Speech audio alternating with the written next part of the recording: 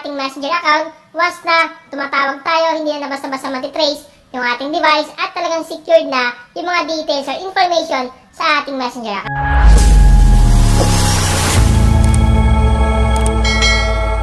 So ngayon mga ka-Mindtricks, may turo ako sa inyo ng secret Settings dito sa ating Messenger na baka hindi nyo pa alam or hindi nyo pa nasusubukan.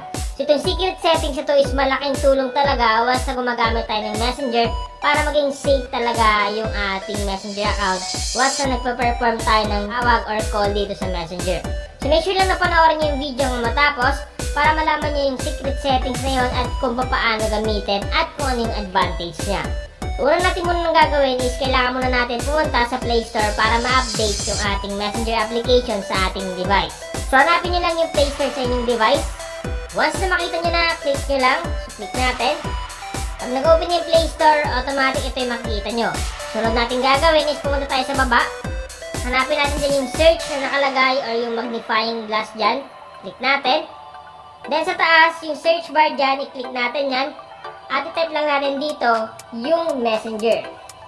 So once na ma-type mo na, search mo lang, click mo lang yung magnifying lens ulit, automatic lalabas yan.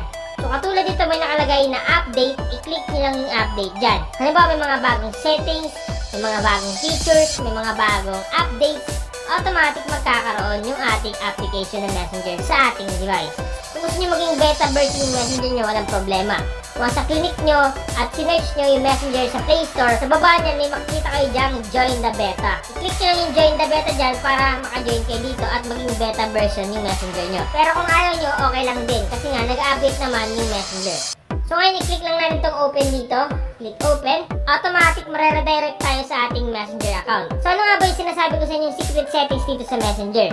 So ang gagawin nyo lang una para makita yun, i-click nyo lang itong tatlong guhit dito sa may bandang taas sa kaliwa, sa may katabi ng chats.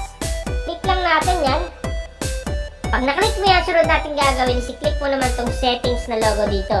Click lang natin itong settings na logo. Then pag na-click mo na, ito na yung makikita mo. Sunod natin gagawin is scroll up lang natin. Scroll up. Sa may preferences, so ito yun, sa may preferences, may makikita dyan sa baba na privacy and safety. So click lang natin itong privacy and safety dito. Click natin. Pag na-click mo na yung privacy and safety, ito na yung makikita natin.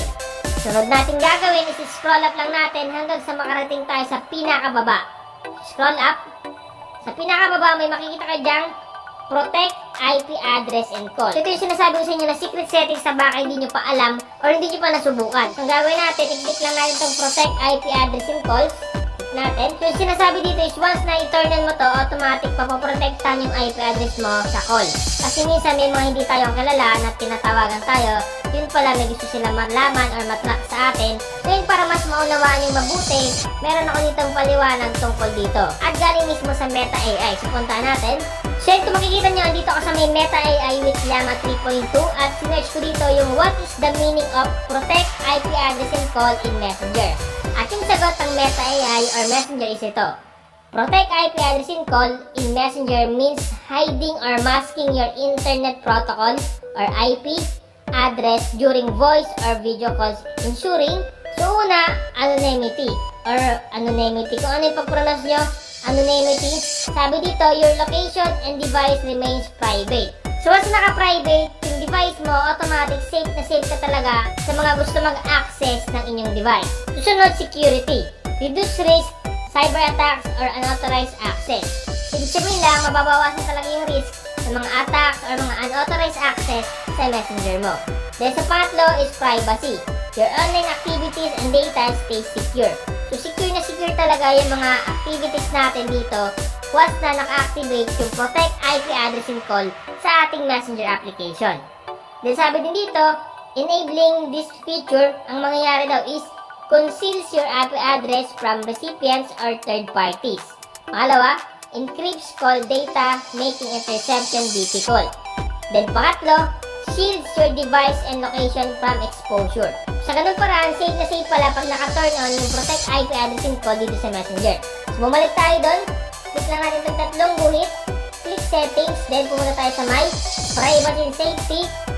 Sunod, pumunta tayo sa may pinakababa, i-click natin itong Protect IP Address and Calls. So, dapat i-activate natin to. So, para ma-activate yan, tap lang natin itong button dito sa may bandang kanan. Tap natin.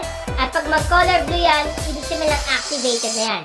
Sa ganung paraan, mapoprotektahan na natin yung ating messenger account once na tumatawag tayo, hindi na basta-basta matitrace yung ating device at talagang secured na yung mga details or information sa ating messenger account. So kung natulungan ka ng vlog ko ngayon, pakishare naman sa inyong mga kaibigan, tropa, kamag-anak, kapuso at kahit ano mo pa yan.